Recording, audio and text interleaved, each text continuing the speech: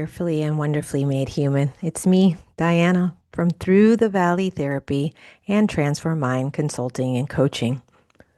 What you're about to listen to is a special webinar I had the honor of moderating on Monday, July 14th, 2025, titled When the Unthinkable Happens, Mental Health Support After Tragedy. This event was hosted by the agency Austin in Texas in response to two heartbreaking events: the devastating flood that struck Central Texas and the tragic loss of a beloved colleague in a hit-and-run accident. When I was invited to help bring this panel together, I knew it needed to be both practical and tender. And I'm deeply grateful to the two trusted trauma specialists who said yes to showing up on short notice. Dr. Kate Johnson, who's featured on episode 10, and Brian Gong, who's featured on episode 60 of this podcast. Together, we faced a variety of crises, from natural disasters to mass shootings, and we've walked with individuals, families, and teams through the rawness of collective grief. This conversation comes from that place: deep experience, deep faith, and deep care. A quick note before we begin. I was introduced at the top of the event as a registered play therapist, which I am not. My credentials are in clinical mental health counseling, integrative health, and telehealth supervision. That said, this conversation isn't about credentials. It's about hope, healing, and how we show up when the world turns upside down. May it serve you and your community well. Thank you for listening. Good morning, everybody. Thank you all for being here. The agency Austin is honored to present When the Unthinkable Happens, Mental Health Support After Tragedy webinar. In the wake of recent events, we knew we needed to do more than just express sorrow. We needed to act.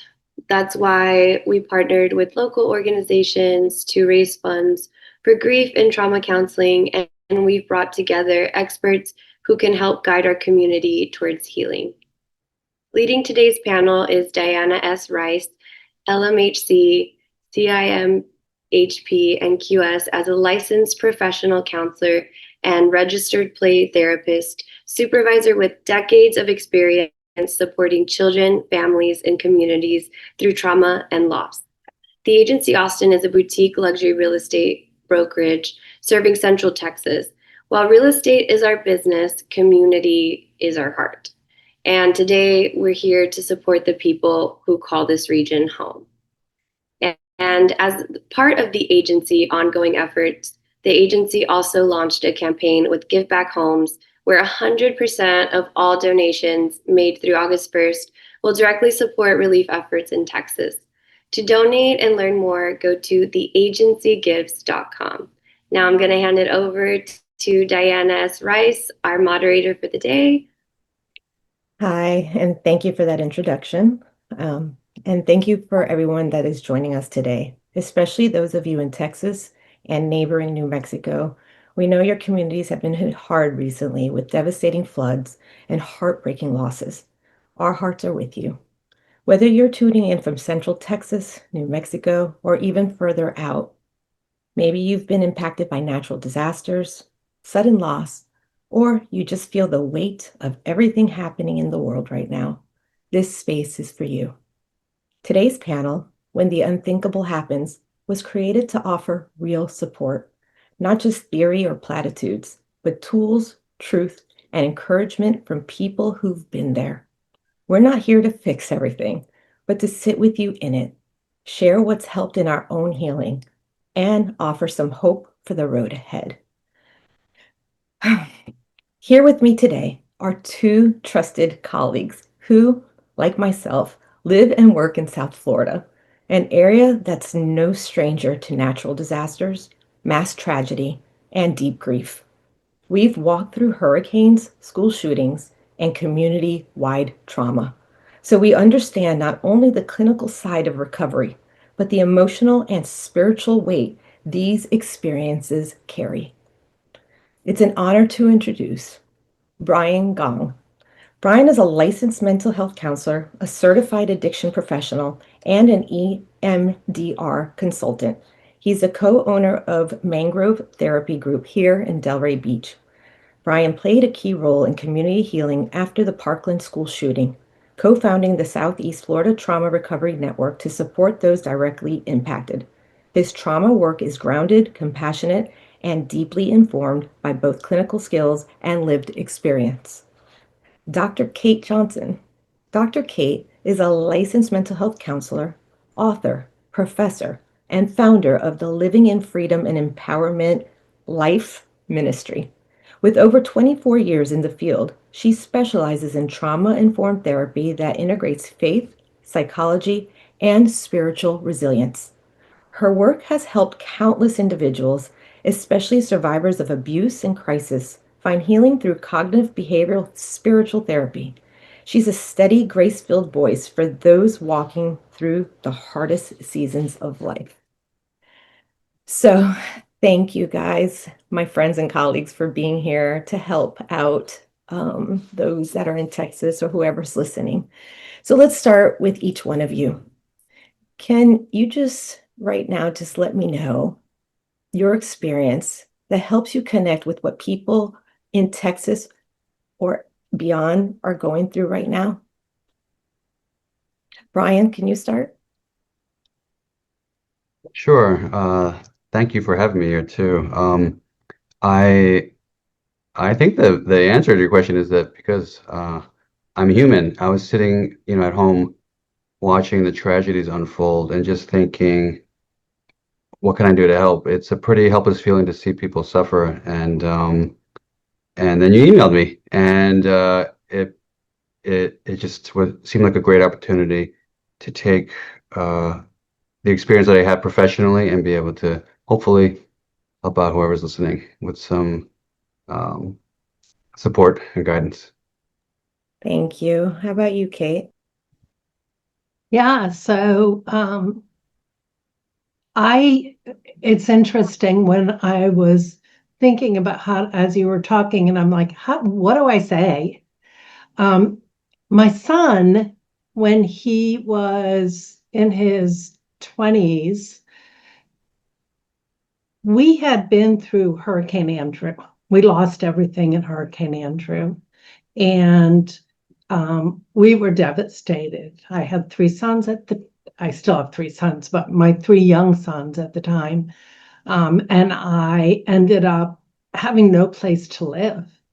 And so we moved 6 times in 1 year, just trying to find a stable home. Because if you know anything about natural disasters like this, when they rip through, there's nowhere to live. There's nowhere to stay that's local, that's in your place of being. And that experience, plus then my son was in New York at 9/11 and went through that tragedy. And me as a parent saying, oh my God, is my son okay? Where is he? And not being able to get a hold of him for 4 days because all of the lines were down. And just having that angst of never being able to find him. And then he moved to Central Florida and all the tornadoes came through. And right next to his house, thank God his house wasn't damaged. But I talked to him afterwards and he said, Mom, we're disaster magnets. And I thought, oh, unfortunately, that's true. Because we also, our lived experience includes 25 years of abuse in marriage. And so trauma has been my lived experience and my professional experience. Wow. Thanks for being vulnerable, Kate. So the next question I want to ask both of you, let's start with Kate this time. What are some of the first emotions or responses people go through after a tragedy like this? Yeah, I think that's so important that we often say, am I the only one? Mm. Does anybody else feel this way? yet we know that shock and disbelief are usually the first emotions. Like, did this really happen? It can't possibly, and yet it did. And from there, sadness, grief over what was lost, what had happened, the dreams for the future are often shuffled, and we don't know if we're ever going to get them back at that time. Couple that with fear and anxiety, and I know the people out in the flood zones, and then a week later you get an announcement that there's going to be more flooding and more rain, and the fear that that instills in people, and the level of anxiety, thinking, okay, at least it's over, but it's not over. And then we come to anger, right? We're angry about what happened. We're irritable. People talk to us and we're not our calm selves. We snap at them. And then after we do it, we think, why did I do that? But it's all part of the emotional reactions, I think, to traumatic experiences, especially like this. Yeah, okay. Brian, I know because this is how I met you. We were at a Parkland shooting 2 years after, just going through things. And I know you were talking about EMDR and stuff, and I know that you had to work with a lot. And I know a school shooting is different, but kind of what happens to the body and the reaction. Tell me what you saw when you were helping.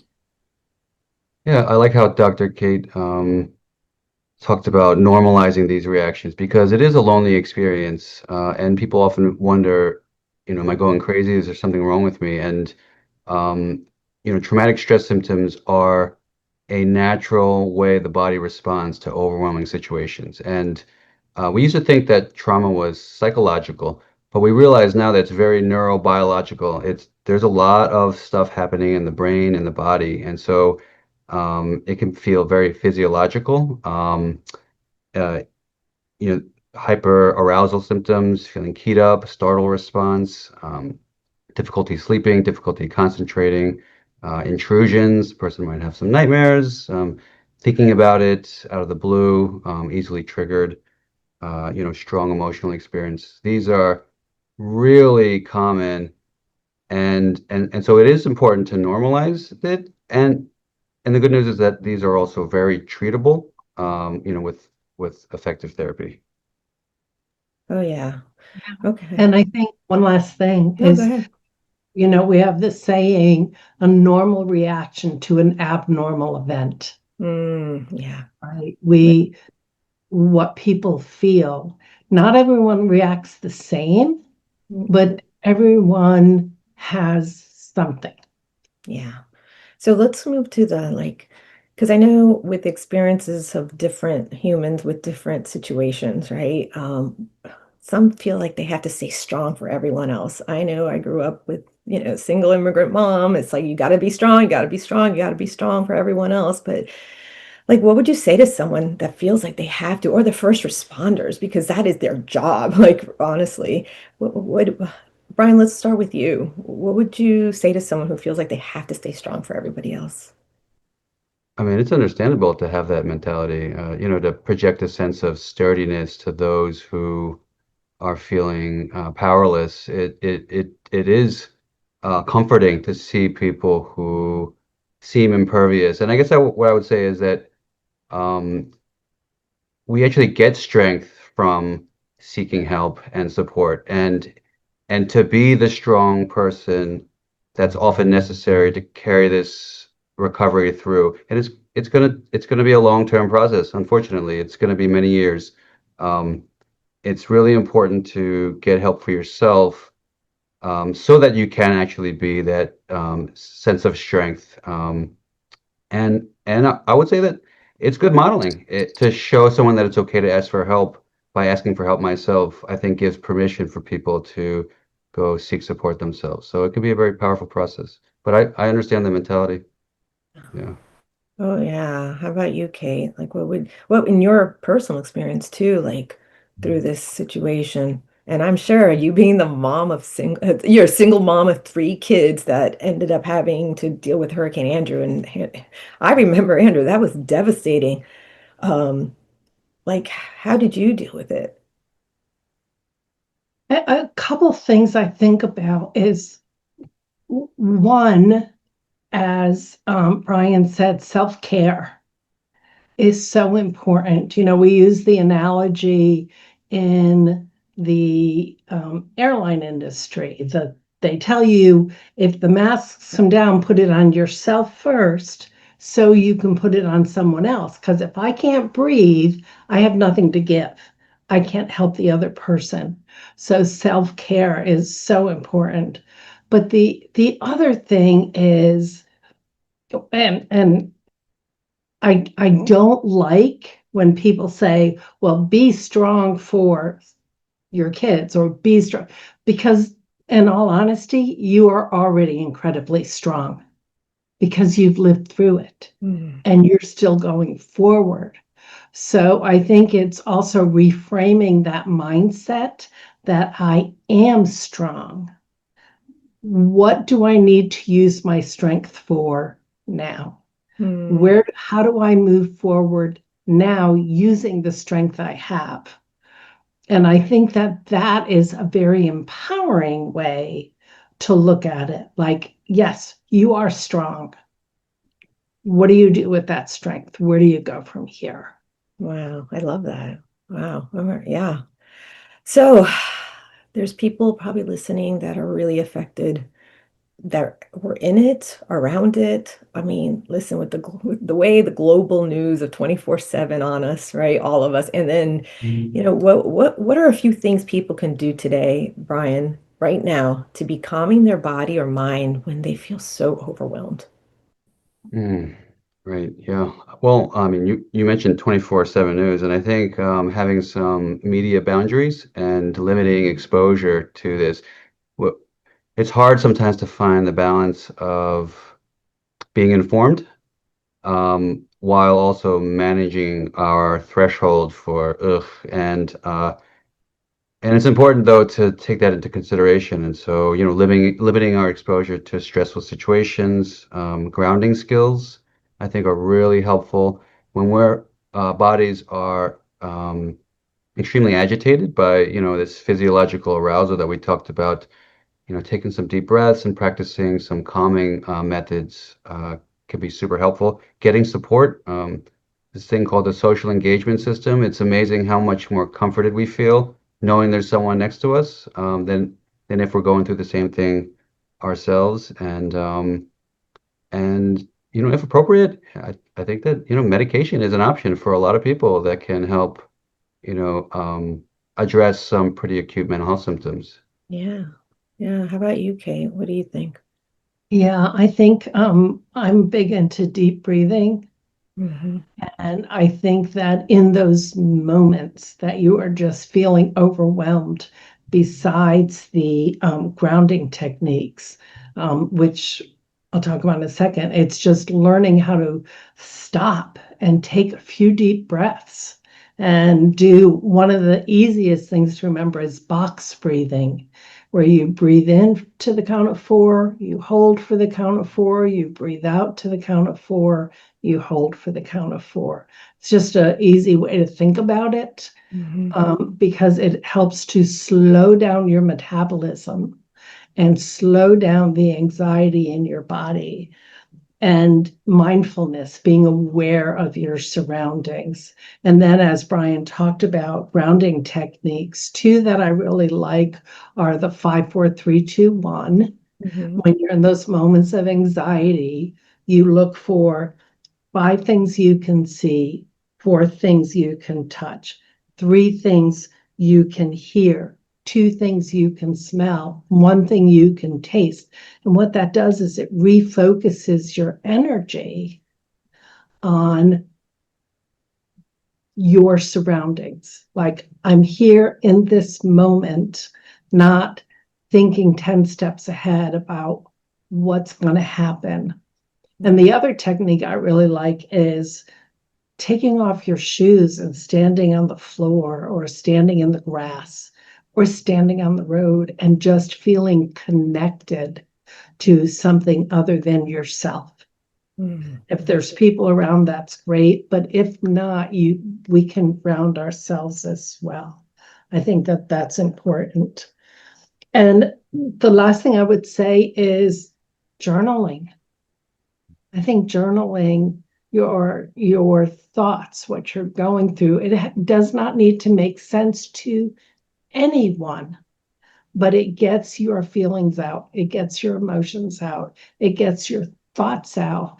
And the interesting thing is when we put it on a piece of paper, an 8.5 by 11 piece of paper, it's more manageable. It stays in our head, it gets bigger. Yes. When we put it on paper, we can look at it and go, okay, got it. Yeah. Is there anything that you use with your clients, like an app or any other resource that, I mean, I know with my clients, I use the Pause app, and there's other apps for breath work.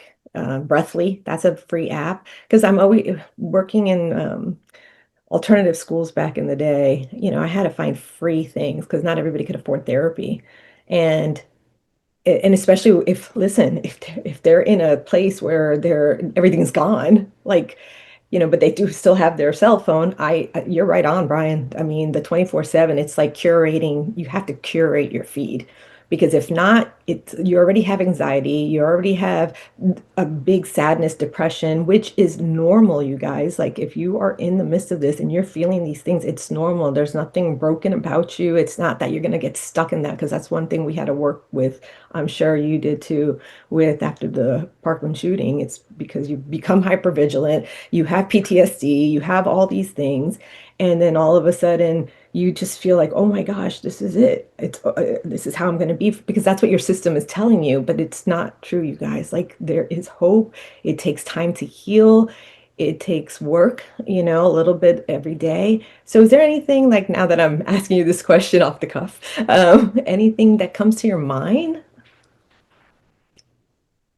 Um, Uh, you're like talking about like apps, like technology. Apps, a book, I don't know, something, or what you do, like EMDR, like how's that work?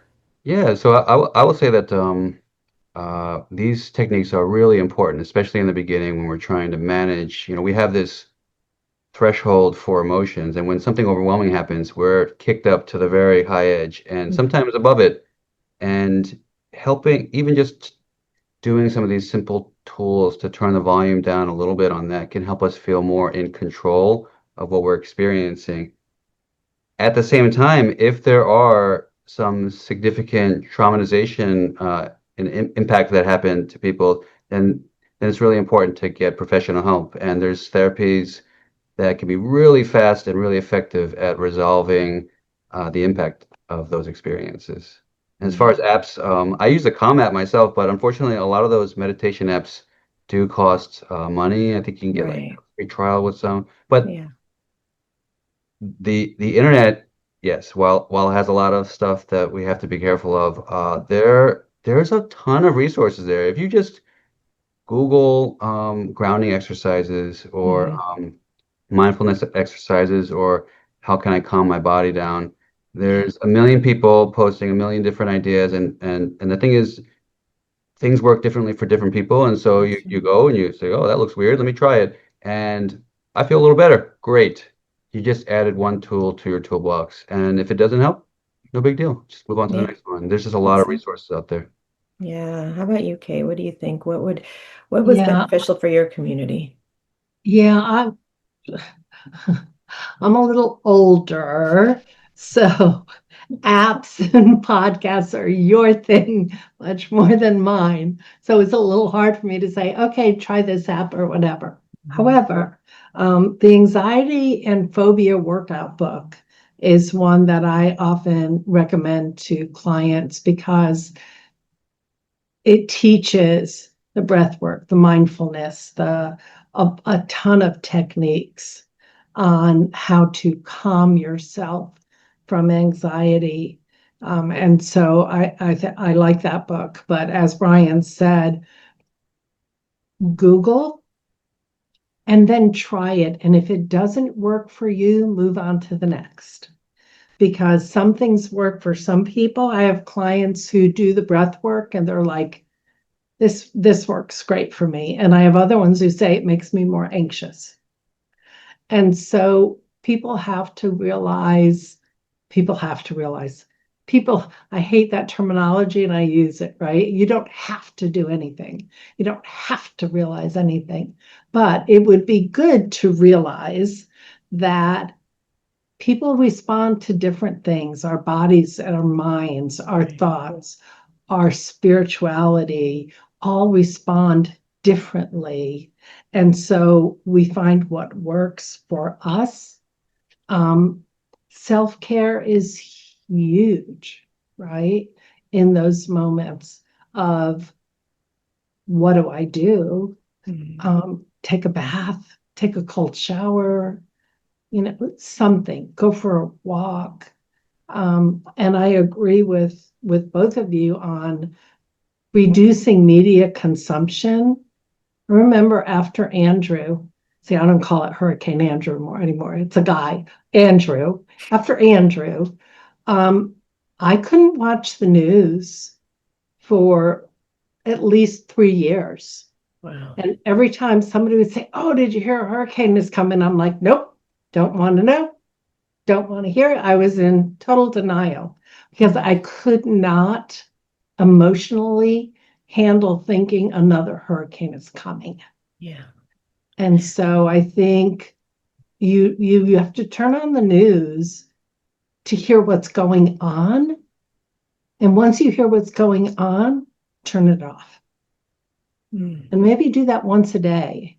Yeah. Or once in the morning and once at night so you feel connected. But don't turn on these news channels that you listen to 24/7. Oh no, but that's the hard part too, because I think it's because our brain wants to protect us, right? That's the job of our system. Our central nervous system and the brain wants to protect us. So automatically we need to be protected. And we're the one, and so what you're talking about is trying to regulate a dysregulated system. And that takes time and work and understanding because many of us humans don't understand that. I mean, we do because that is our training. But someone that just is like all of a sudden like feeling these feels and these emotions and, this is grief and trauma mixed into, I mean, it's just, like you said earlier, both of you, it's like everybody responds differently. So do children and so do teenagers. So is there anything that you would recommend, maybe a caregiver that has teens or children in their midst, especially if they're in the middle of this situation? What would you say to them or any kind of advice? We're not supposed to be giving advice, but you know what I mean. Yeah. Kate, start with you and then we'll go to Brian. I worked for over 20 years with children who experienced trauma, and most of the trauma was abuse, neglect, domestic violence. And so children have different ways of expressing themselves than adults do. And often trauma in a child has no words because they're not sophisticated enough to put words to it yet. So the way we talk to children, especially in a gentle, calm manner, we're honest with them. We answer their questions as best as we can. We acknowledge and validate their feelings. I see that you're angry. Can you tell me why you're angry? And with very young kids, they don't know anger. They just know I feel this way. And so sometimes what we do is, as adults and parents, is we label the feeling for them and say, are you feeling angry, or are you feeling mad, or are you feeling sad? And then that helps them to talk about it, I think, in a way that they can verbalize their best. I also think art therapy with children, you don't have to be an art therapist. Just let them draw a picture and tell you what the picture is about. And that's their way of expressing their emotions and their feelings and what's going on in their head that we don't necessarily see. We also want to reassure them, you're safe now. We can't make promises, right? So we want to be careful to say, you're safe now. I'm here with you now, and keep it in the present. Give them a sense of control. I think this is so important and it's so overlooked. The reason that children, the reason adults, the reason that children respond so to trauma, especially natural disasters, is there's no sense of control. We all need control, right? And anybody says, I don't need control, they're lying. They need control because we all do. That's human nature. Mm.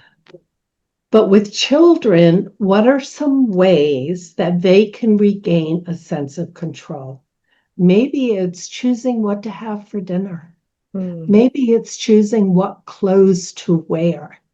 Maybe it's choosing what book to read. All those things seem simple, but they're all ways to help a child feel I've got a little bit of control in my life.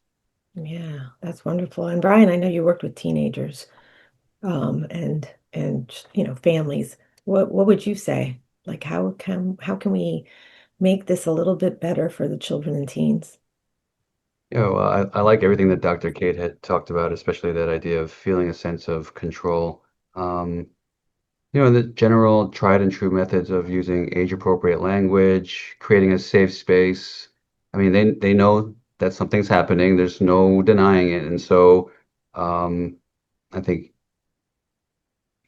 so you're going to have that conversation and but creating a safe space to be able to talk about things um, and to ask questions is super important. And kids and teens actually respond very well to EMDR therapy, which is an evidence-based therapy based on the idea that traumatic stress is due to unresolved traumatic memories. And so with EMDR, go in and process through these memories, and then the symptoms reduce. And kids and teens move through these traumatic experiences very fast. And so while I do agree, kids need a sense of control. It is the responsibility of us parents to get our kids professional help when we're starting to notice symptoms or maladaptive behaviors sprouting up. Um, and 'cause, hey, do you want to go to therapy? You're probably going to hear the word no.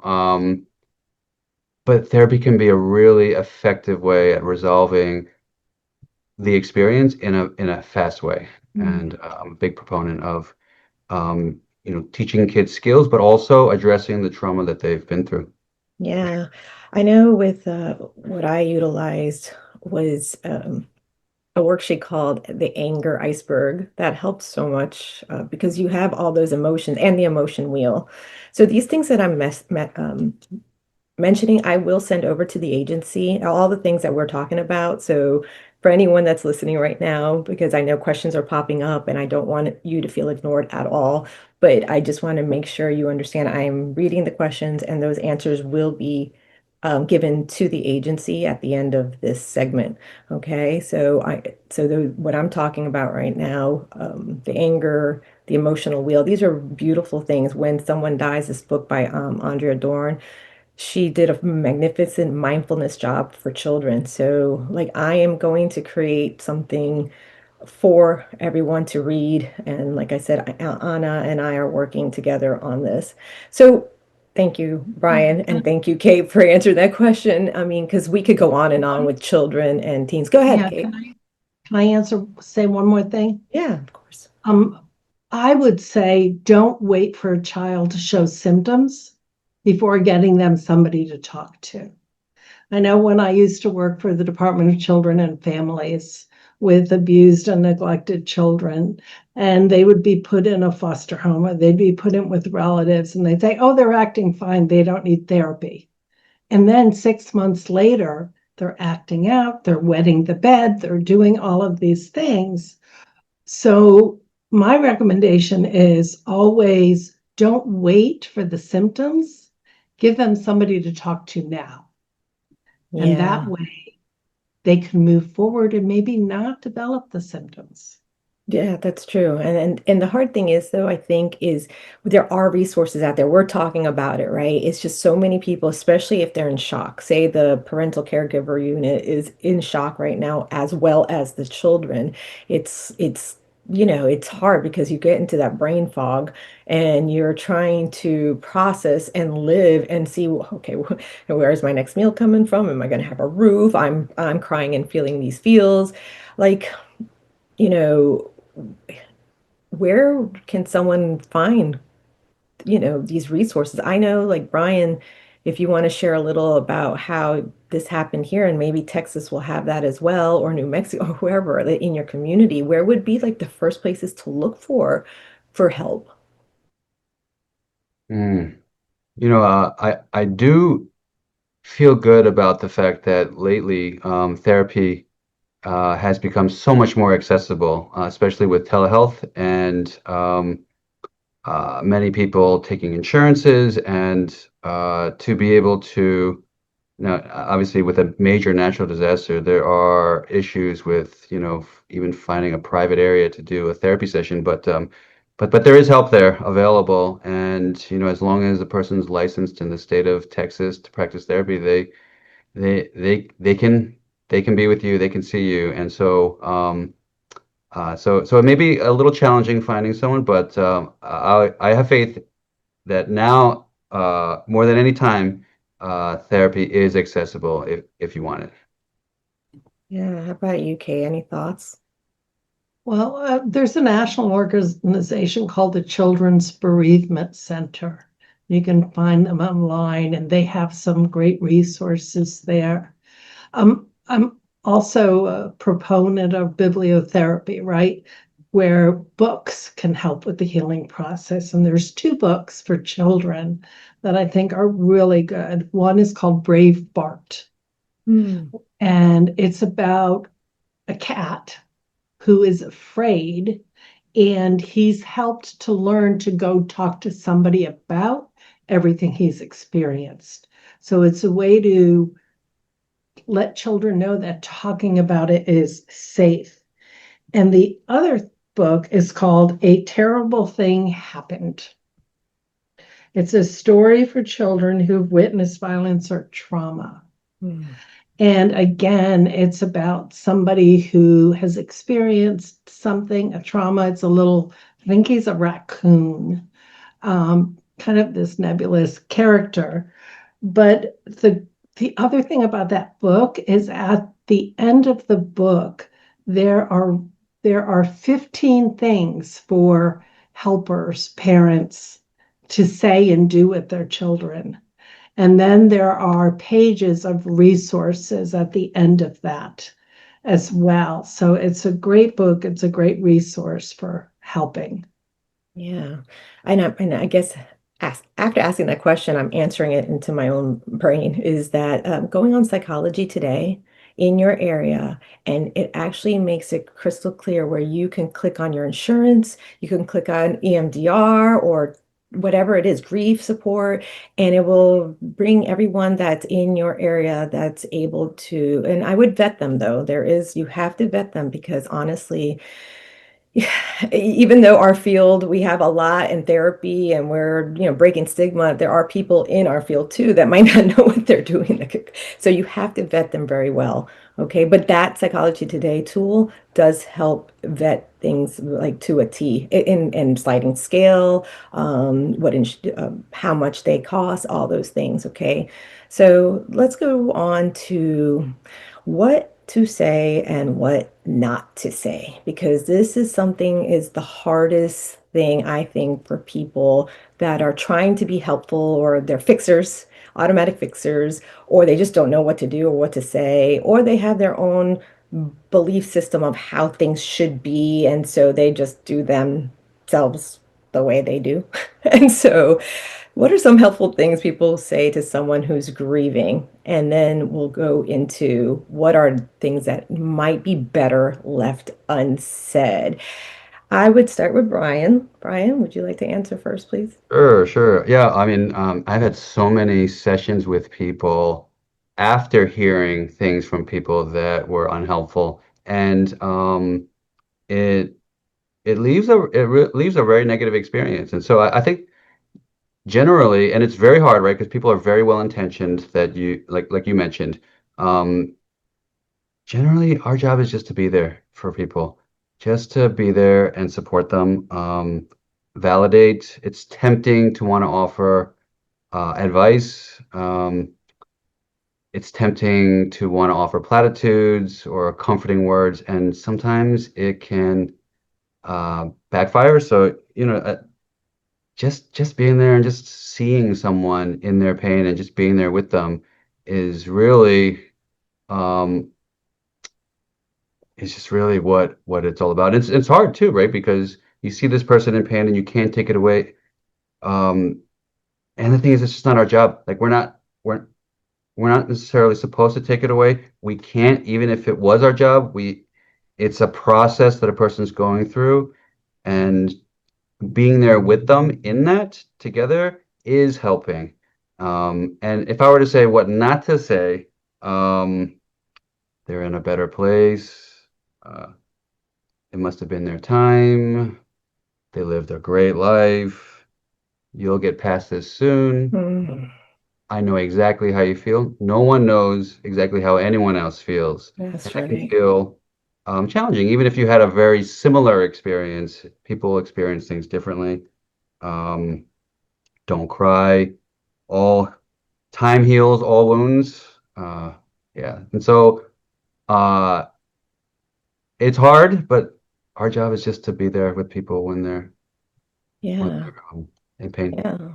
And Kate, what do you think? Because I know you understand too, in the Christian realm, because there's something called spiritual bypassing. I don't know if you want to touch base on that a little, but please answer the question. Yeah, I like what Brian said about just being there for them. I mean, often we don't need many more words than I'm sorry, or I can't imagine how you feel, which is better than saying I understand what you're going through, right? I can't imagine because I went through Hurricane Andrew. I don't know how somebody else experienced it. I also don't know how somebody else experienced a different disaster. And so to assume, because in my head, when somebody says to me, I know what you're going through, in my head, I'm going, no, you don't, because we just don't. And then I think what you were talking about, spiritual bypassing, right? Where are, or actually twisting scriptures to make it fit the circumstance, right? Um, I know after Andrew, and I would, because we were moving so much and I would be going to different churches, how many people came up to me and said, well, Romans 8:28, God works all things together for good. So don't worry, it's all good. And I'd be like, no, it's not good. And scripture says, woe to you that call evil good, right? No, it's not good. However, what that scripture really means is God will redeem the broken pieces. Wow. That's what it means. And yet, again, as Brian said, with all good intention, we want to give simple answers. Yeah. In tragedy, there are no simple answers. It cannot be fixed with a platitude or a scripture or denying my reality or denying my anger at God. I can be angry at God for what happened, right? Yes. It's okay. It doesn't make me less of a Christian, or it doesn't make me less of a Muslim or a Jew to say, I'm angry at that being who is supposed to be there making my life okay, Wow. right? Yeah. Yeah. Because there are no easy answers for that. Yeah. So, I mean, to me, what I'm hearing is that validating the other human's experience of what happened, which means really understanding what active listening is, listening to understand instead of listening to respond. Because I know that's something, I mean, we had to be trained to listen to understand. It is something you have to work on because many people have conversations and they just want to, and it also depends on the posture of the heart, you know. And I know that many people want to help. They want to help. So what would you suggest? How can someone help? I know you guys said a couple of things, but is there anything else that comes to mind as we're speaking right now on encouraging people what to say instead? Like, I'm sorry. Anything else that you can think of, Brian? I think Oh, part of or it Kate? is, sorry, I No think part problem. too is knowing that practical help is help. So, can I bring you dinner tonight? What do you need to make it through? Do you need some blankets? Do you need dry socks? Hmm. What do your children need? Did they lose all their toys? Can I buy them a new toy? I mean, those are tangible, practical ways to also offer assistance. Yeah. How about you, Yeah. Brian? What do you think? Yeah, I agree with that. Even just checking in with someone to again, Dr. K had mentioned that it's a very lonely experience to go through trauma, and being thought of and checked in on, even if, no actual practical help. I mean, that is actually, practical help, because it provides a sense of support and care. And I would say on that, again, this is going to be a long-term recovery process, and there is research on what happens after a tragedy. And the community comes together, and there's this honeymoon period where a ton of people show support, but that dies down a few months later. We saw it here in the Parkland area, and people started feeling forgotten about. It was a very publicized event, and so it was less forgotten about. But people are like, I think people just kind of move on when you're not in it, and but the people who are in it for a long time, and so remembering to maybe pace yourself or just anticipate checking in on loved ones for a long period of time. And pets matter too. Uh, Pets matter too. As a pet dog lover, if there's pet loss due to this tragedy, I mean, honestly, some people, many people, experience more heartache from a pet loss than a human being, and so that just needs to be validated. Yeah. Yeah, yeah. Listen, I forgot about that. I'm so sorry. And I'm a pet lover as well. Like, yeah, that's true. I would set an alarm. I know when my a friend of mine lost her husband, and in the beginning, support was there. You know how it goes, 3 months, 4 months. I would say about after like the fifth month, I put an alarm in my calendar, check on so and so, check on so because we get busy. It's not, we're not trying to make you feel guilt or shame or anything like that. We want to just give you as many tools as we can to provide, because if you're here listening right now, it's because you care. You literally care. And if it's not that, it's because you're hurting. So we care. So we're trying to just navigate these systems and the situations in the best possible way.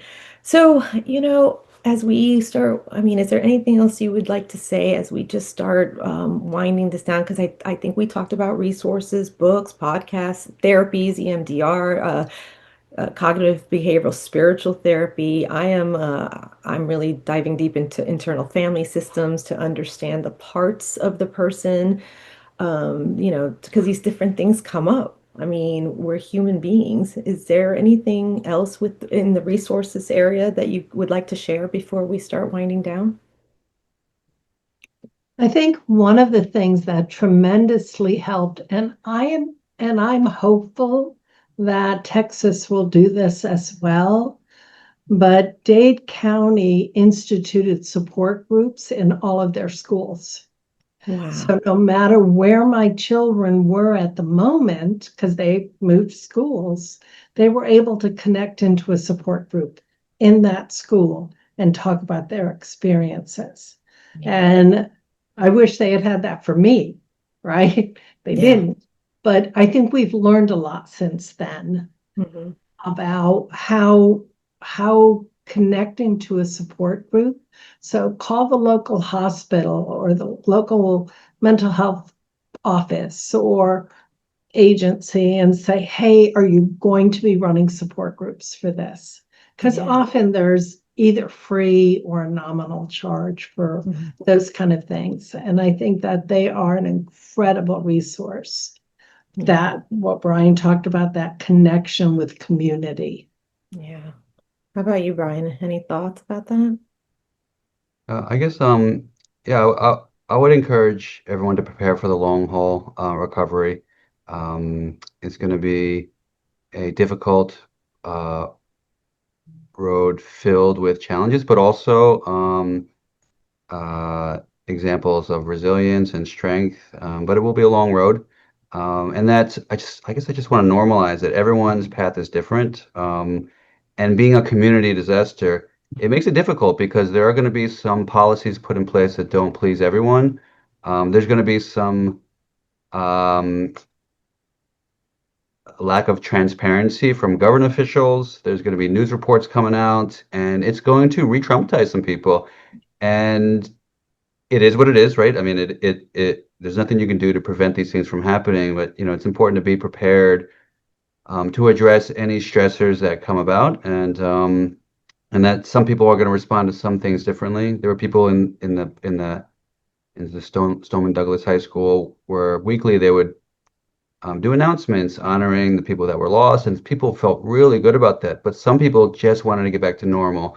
Yeah. And so the school chose to do that, and not everyone's going to like it, and that's okay. I think it's working with a treatment professionals or your family to figure out how to cope with whatever comes forward. Yeah. And so as we start winding this down, is there any final, I don't know, words of encouragement that you would want to say, Brian, to the listener right now? Anything you would like to help them, encourage them, love on them, care for them? Any therapeutic, anything? Just like I see you, it's just it's like Mm, Dr. Kate said, like we can't imagine what it's like. Every tragedy is different, and I can only imagine what it would be like to go through. It's heartbreaking over here in the state of Florida, watching from afar. I can't even imagine what it would be like being close to the area. And so uh, I do know that there are a lot of experienced and skilled people there waiting to help for whenever you're ready. I encourage you to do that soon. But yeah, we see you. yeah. How about you, Kate? Well, something I just thought about with the agency is, I mean, you're in real estate. My husband's a realtor, so I know he has certain clients that he's stayed with, connected with over the years. So I might encourage you to reach out to those clients and just check and see how they're doing, Yeah. right?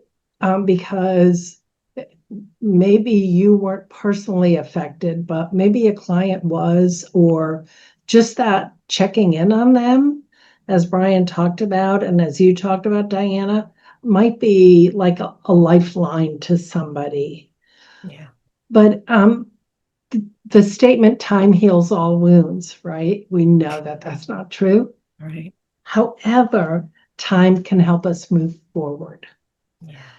We don't move on. The connotation of moving on is like we've gotten over it. Mm, And some traumas you just don't get over, but you can move forward from. And I think that that's an important thing. It does take time. We know that the grieving process takes at least 2 years to go through. We want to hurry people through it, but it's not. If the grief continues, but the memories can help us move on. We were at dinner with it was my husband's birthday, Thursday, and he turned 90. And we're at dinner last night with my son and daughter-in-law and 2 grandkids. And my 8-year-old grandson looks at my husband. He says, "How have you lived for so long?" Which, when you think about it, that's a profound question. Like, how do any of us make it to where we're at, but we're still here? Yeah. And so because we're still here, we can move forward knowing that there is always hope. There is always light. There is always one thing I love about during difficult times, I always go back to the Psalms. And I read the Psalms. And when you read the Psalms, David, in most of them, he's yelling at God. He's crying out. And then the end of the Psalm, he says, yet I will remember you. I remember that you're there for me. And many theologians believe that when he wrote those Psalms, it wasn't, he wrote the Psalm and then, oh yeah. No, he wrote the first part of the Psalm and then time passed. And then whatever happened in his life happened. And he went back and he finished the Psalm and said, I remember you. Mm-hmm. And so I think that to me, that brings me a lot of comfort to say, eventually, I'll move forward. Yeah, eventually. Oh, thank you, Brian and Kate, for everything you shared today. And to all of you listening, whether lit live or on replay, you're not expected to have it all together. You don't need to rush your healing, and you are not alone. We hope today's conversation helped you feel seen, supported, and reminded that even in chaos, healing is still possible. Take gentle care of yourselves. And thank you again for being here and for having us.